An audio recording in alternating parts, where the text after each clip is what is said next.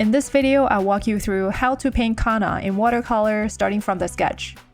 Since Kanna is mostly in pastel colors, I also want to share with you some tips on how to mix and paint pastel colors using watercolor. Kanna is from Miss Kobayashi's Dragon Maid. She's one of my favorite girls from the anime because she's so cute. This anime is also one of my favorite anime, and I love their character designs. So I have also painted other characters as well, and I'll be making and posting them as tutorials. So if you also like this anime and watercolor painting of anime girls, subscribe to my channel so you'll be notified when I post those videos.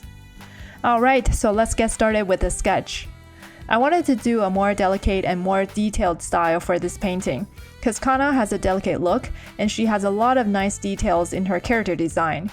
So I'm carefully planning out the composition and her pose.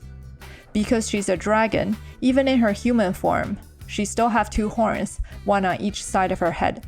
I wanted to leave enough space for them. And also, her human form is a kid in grade school, so she has a relatively bigger head, and I want to make sure I get the proportion right. Her hair is a pale grayish purple at the top. It's a very light color. As explained in previous videos where I painted Sophie from Mushoku Tensei, a tip for painting light-colored hair is to plan out the strands well beforehand, because you will have to do negative painting a lot. Negative painting means painting the shadow or the color around the main subject instead of painting the main subject directly. If you just started watercolor painting, this might not be very intuitive and less margin for errors. So I suggest to tighten up your sketch so you will have a better guide in the watercolor stage.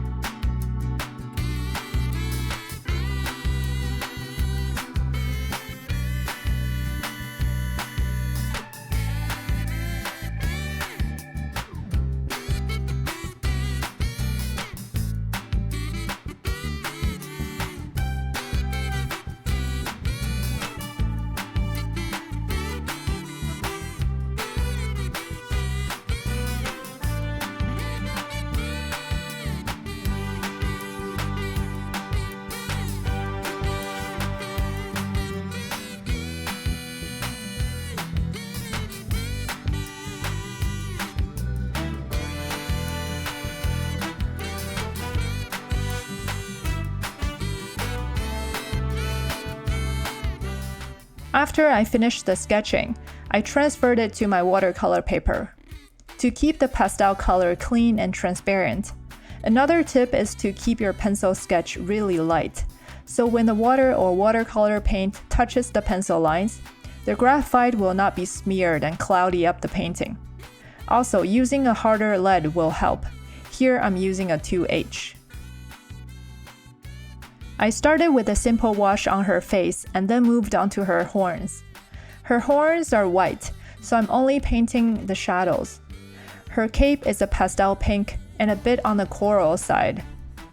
To be honest, I don't remember which color I used, but the essence of making good pastel color is simply adding a lot of water to your paint to dilute it to the right strength.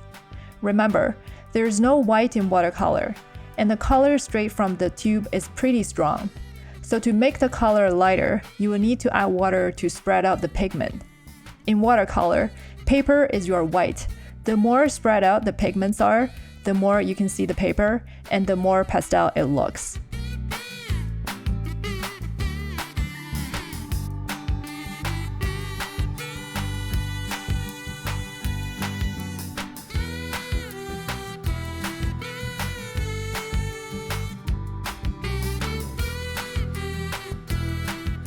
Same thing for the hair.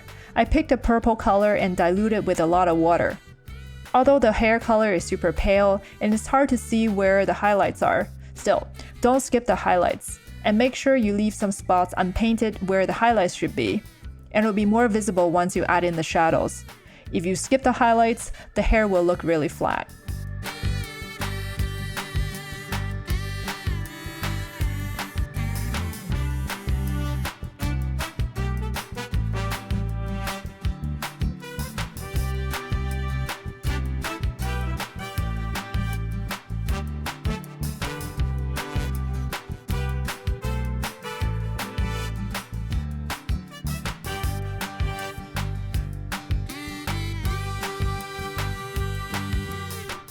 Once the first wash of her cape is dry, I'm adding in the shadows.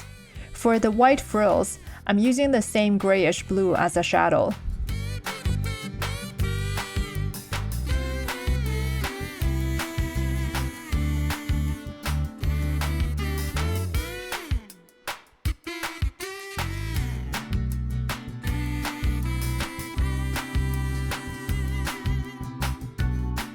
For the shadow on the pink portion of her cape, I'm using the same shade as the first wash, but less diluted. This is a tip to keep pastel color vibrant and clean.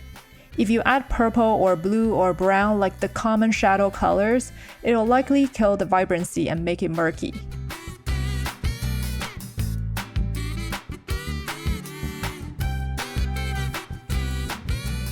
Following the same method, for her hair, I'm using the same shade of purple as I used in the first wash, just a bit less diluted. For the hair beside her neck, which is much darker because it's completely in the shadow, I added some Payne's Gray to dull it down a bit and make it darker so it won't be fighting for attention, and naturally goes towards the back of the painting to give the viewer more depth.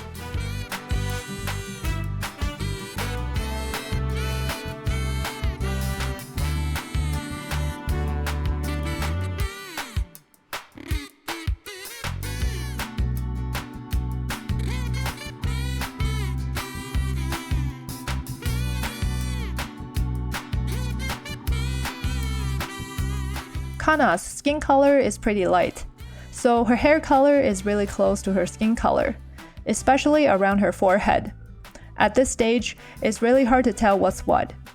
So one tip to make light-colored hair pop is to make sure you paint in the shadows created by her bands, and to make sure you use shadow color that is strong enough. One of my favorite skin shadow color is a mix of quinacridone burnt scarlet, quinacridone burnt orange, and some sort of violet. It could be any transparent violet or purple. Another tip is to paint in shadows accurately. There's not much gap between strands of her bands, and this is where your accurate sketch can help a lot. You can still probably see the pencil lines from the sketch, and you can simply paint along them. This is like doing negative painting for her bands, where by painting the shadows, the bands become a lot more visible and are separated from her forehead naturally, creating a three-dimensional look.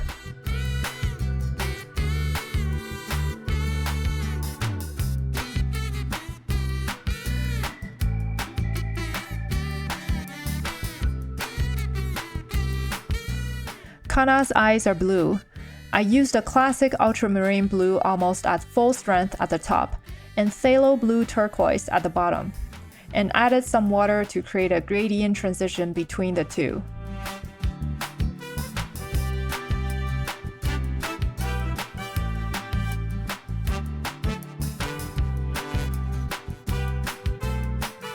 While waiting for her eyes to dry, I'm adding final details in darker colors on her hair and clothes, like her hairbands in navy, and darkening the shadows on her horns to make it more three-dimensional.